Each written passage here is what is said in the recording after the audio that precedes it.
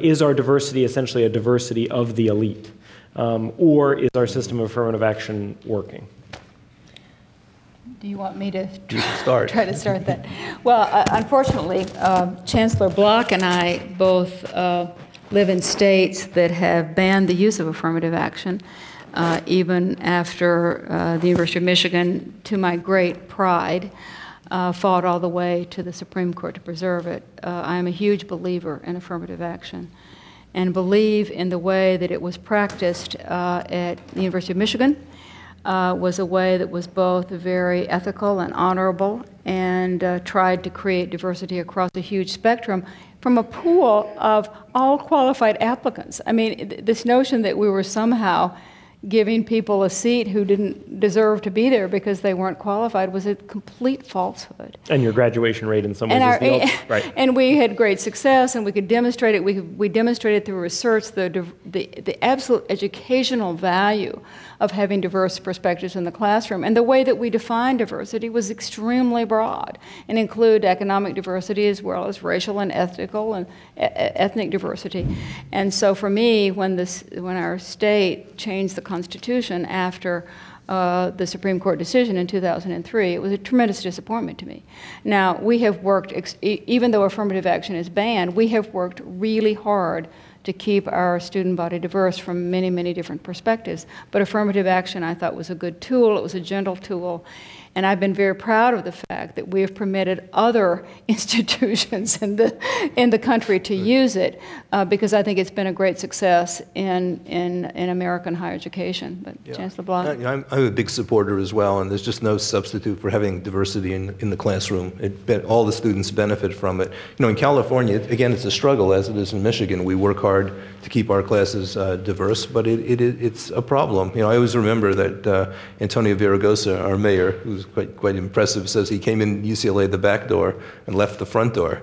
And you look at his background, coming from, you know, a family that didn't go to college, a community college. I think he started a community college. I mean, it really is inspirational when you see people given a chance and become successful, and that's what affirmative action is about, taking qualified students who might not be the top student, but can make a difference in society. So again, I'm frustrated by not having that flexibility in California, but hopeful it will persist for others.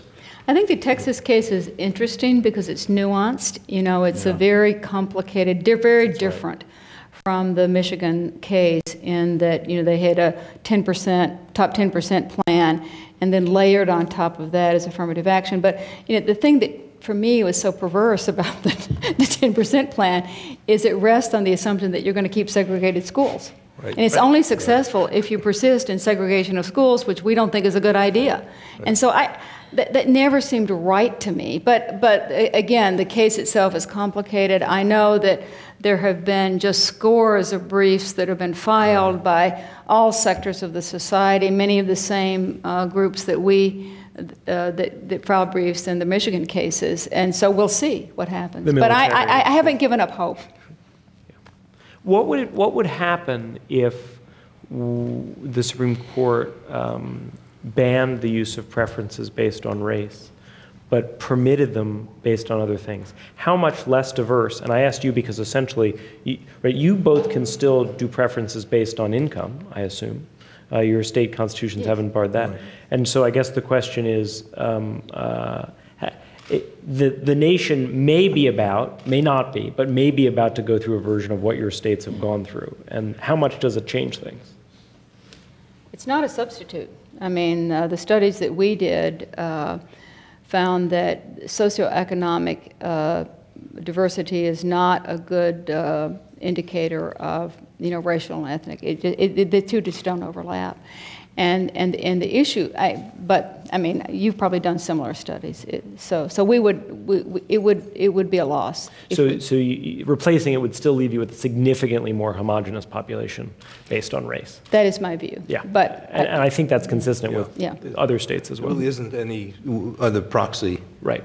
For race, and you know, we have struggled and worked extremely hard at a class of about 4,800 students, about 200 African American students entering.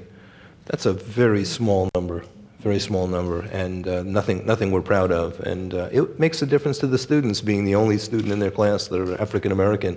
It really affects their learning environment. I mean, numbers make a difference. They really do.